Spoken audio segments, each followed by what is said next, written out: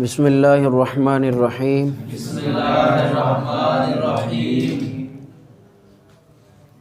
قل هو القادر على ان يبعث عليكم عذابا من فوقكم او من تحت ارجلكم او يلبسكم شيعا ويذيق بعضكم بأس بعض انظر کیف نصرف الآیات لعلہم یفقہون۔ اس آیت میں ان کے اس سوال کا جواب ہے جو انہوں نے دعا کی تھی اور انہوں نے آپ سے درخواست کی تھی کہ آپ جو ہے ہمارے لیے دعا کیجئے وَأَمْطِرْ عَلَيْنَا حِجَارَةً مِّنَ السَّمَاءِ، کہ ہمارے لیے دعا کیجئے کہ آسمانوں سے پتھر برسیں۔ ان کے جواب میں یہ آیت نازل ہوئی، اور جب نازل ہوئی تو روایت میں آتا ہے کہ جب یہ آیت نازل ہوئی تو آپ صلی اللہ تعالیٰ علیہ وسلم نے اللہ تبارک و تعالیٰ سے دعا کی کہ یا اللہ میں آپ سے آپ کے چہرہ جلالیہ سے پناہ چاہتا ہوں۔ اور جب یہ اس آیت کا اگلا حصہ نازل ہوا کہ عَلَىٰ أَن يَبْعَثَ عَلَيْكُمْ عَذَابًا مِّن فَوْقِكُمْ، اوپر کے عذاب سے، تو آپ نے فرمایا اللہ میں آپ کی پناہ چاہتا ہوں آپ کے جلالیہ چہرے سے۔ اور جب آگے آیت نازل ہوئی اگلا حصہ او من تحت ارجلکم، تو اس میں بھی آپ صلی اللہ تعالیٰ علیہ وسلم نے یہی دعا فرمائی کہ اللہ میں آپ سے آپ کے چہرہ جلالیہ سے آپ کی پناہ چاہتا ہوں۔ اور حضرت سعد بن ابی وقاص رضی اللہ تعالیٰ عنہ سے روایت ہے، یہ روایت جو ہے مسند احمد میں بھی ہے اور ترمذی شریف میں بھی، فرماتے ہیں کہ ہم آپ صلی اللہ تعالیٰ علیہ وسلم کے ساتھ تھے اور مدینہ طیبہ میں، تو مسجد ہے ایک مسجد بنی معاویہ رضی اللہ عنہ، مسجد کا نام ہے بنی معاویہ۔ فرمایا ہم ادھر سے گزر رہے تھے تو آپ صلی اللہ علیہ وسلم مسجد میں داخل ہوئے، اور مسجد میں آپ صلی اللہ علیہ وسلم داخل ہوئے اور مسجد میں داخل ہو کر آپ نے 2 رکعت مناجات پڑھی اور بہت لمبی پڑھی، اور اس کے بعد آپ صلی اللہ علیہ وسلم نے بہت لمبی دعا فرمائی، اور اس میں آپ نے 3 دعائیں فرمائی ہیں۔ اس دعا میں آپ نے اللہ تعالیٰ سے 3 درخواستیں کی ہیں، اور 3 طرح کی دعائیں تھیں۔ اس میں نمبر 1 تو یہ تھا کہ یا اللہ میری امت کو عمومی عذاب سے، ڈوبنے سے بچانا۔ اللہ تبارک و تعالیٰ نے آپ صلی اللہ تعالیٰ علیہ وسلم کی اس دعا کو بھی قبول فرما لیا۔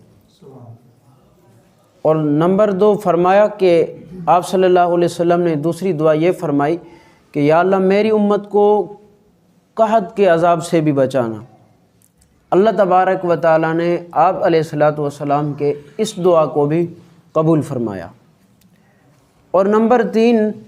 یا اللہ میری امت کو آپس کے اختلافات سے بھی بچائیں۔ یہ دعا قبول نہیں ہوئی، 2 دعائیں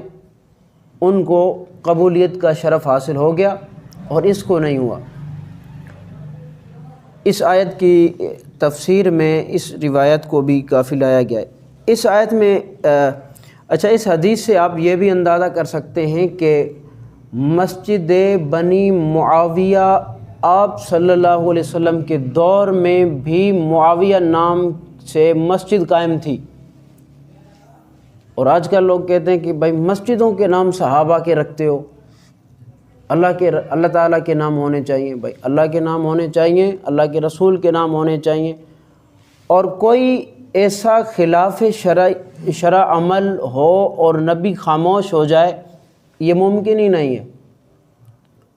نبی کی جو خاموشی ہوتی ہے وہ بمنزل تائید ہوتی ہے، اور مسجد بنی معاویہ میں آپ صلی اللہ علیہ وسلم داخل ہوئے ہیں اور آپ نے مناجات فرمائی ہیں۔ دیکھیں اس مسجد میں تو آپ نہیں گئے، مسجد زرار میں آپ نے تو تفصیل سے سنا ہے، مسجد زرار میں تو آپ نہیں گئے، اور اللہ تعالیٰ نے منع بھی فرما دیا لا تقم فیہ ابدا، آپ ہمیشہ کے لیے منع فرما دیا۔ اور اس مسجد میں آپ گئے بھی ہیں اور دعا بھی، اور یہ امت کے حق میں جو آپ کی 2 دعائیں مقبول ہوئی ہیں وہ مسجد بنی معاویہ میں ہوئی ہیں۔ معاویہ کے نام سے جلنے والوں، تمہارے جو آج تک تمہارا جو وجود باقی ہے، یہ مسجد، اس مسجد میں حضور کی جو دعا مقبول ہوئی ہے وہ مسجد معاویہ میں آپ کے حق میں یہ دعا قبول ہوئی ہے۔ تو حضور کے کسی امتی کو حضرت سیدنا معاویہ کے نام سے نہیں جلنا چاہیے، حضور کا کوئی امتی تو ان کے نام سے نہیں جل سکتا۔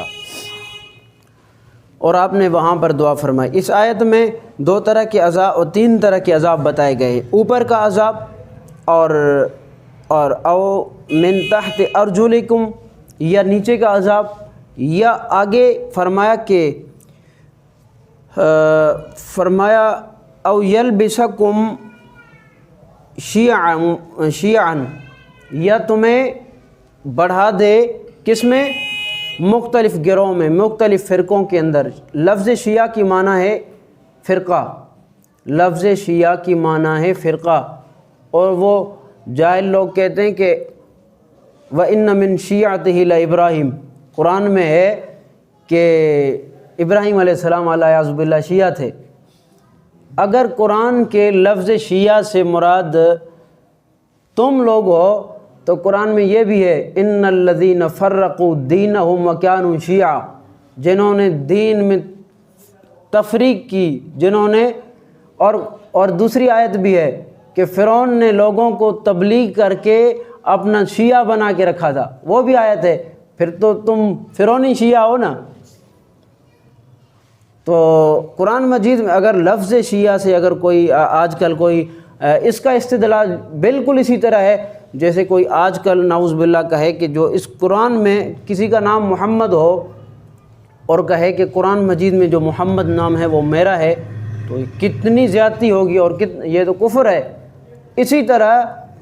بعد میں آنے والا نام رکھے نوح اور کہے کہ قرآن میں جو لفظ نوح ہے یہ میرا نام ہے، تو یہ بھی ایسے سمجھو کہ کفر ہے۔ تو میرا تذکرہ اگر کوئی کہے کہ یہ میرا تذکرہ ہے، لفظ موسیٰ سے جو موسیٰ کا نام ہے یہ میرا تذکرہ ہے، تو یہ کفر ہے۔ تو اسی طرح یہ لوگ کہتے ہیں کہ لفظ شیعہ، اگر ہم کہتے ہیں اگر تم ہو واقعی لفظ شیعہ سے شیعہ ہو، قرآن والے شیعہ، تو ہم بھی تمہیں قرآن سے ہی بتاتے ہیں ان الذین فرقوا دینہم وکانوا شیعا، تم وہی شیعہ ہو۔ اگر شیعہ قرآنی شیعہ ہی ہونا چاہ رہے ہو تو ہم تمہیں قرآنی شیعہ دکھا رہے ہیں، تم وہی ہو۔ تو اس آیت میں 3 طرح کے عذاب بتائے گئے، اور فرمایا کہ اس آیت کی تفسیر میں ایک صحابی نے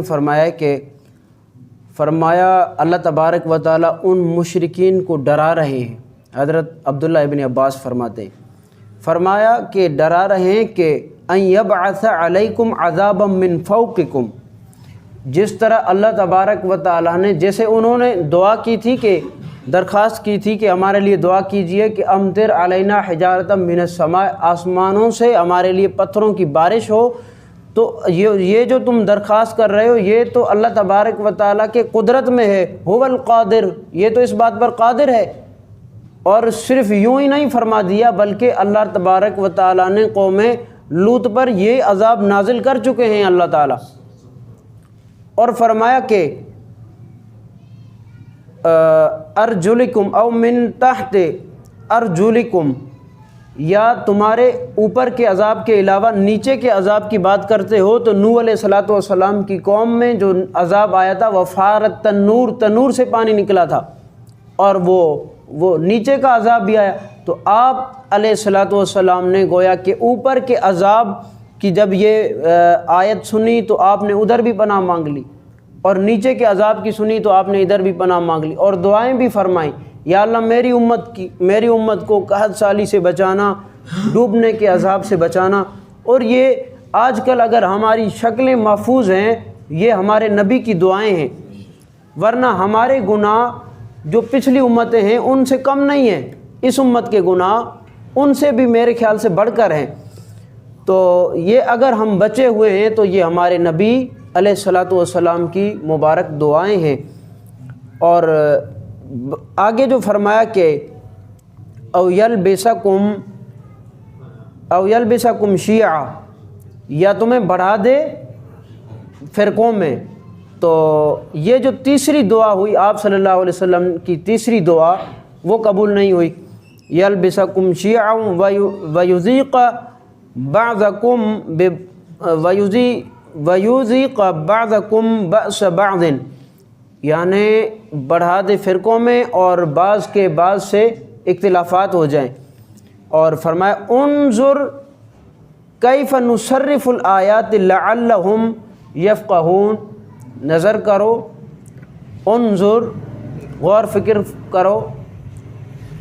کیف نصرف الآیات، اللہ تبارک و تعالیٰ کس طرح اپنی آیات کو بیان فرماتے ہیں، کس طرح اپنی نشانیاں بیان فرما رہے ہیں،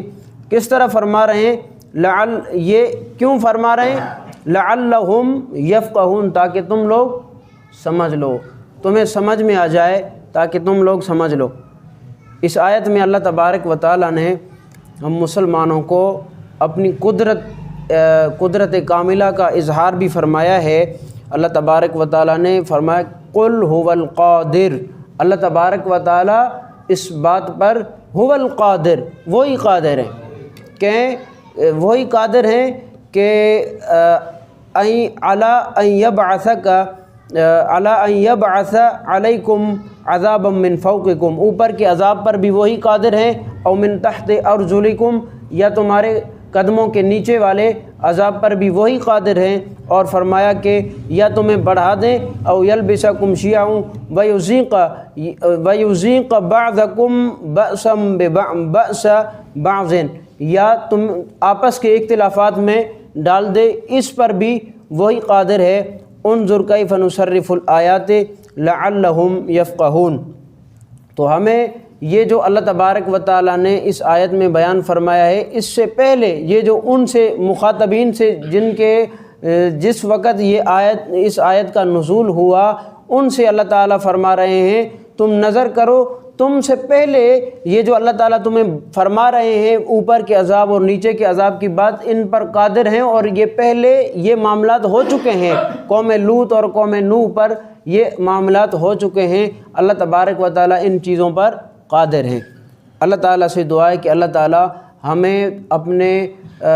عذاب سے ہمیں اپنی پناہ میں رکھے، اور اللہ تعالیٰ ہمارے حق میں آپ صلی اللہ علیہ وسلم کی ہوئی دعا کو قبول فرمائے، اور ہمیں اس دنیا میں اگر رہائے تو ایمان پر رہائے، آپ صلی اللہ تعالیٰ علیہ وسلم کی مکمل تابع داری اور اتباع میں رہائے، اور ہماری موت اللہ تعالیٰ ایمان پر نصیب فرمائے۔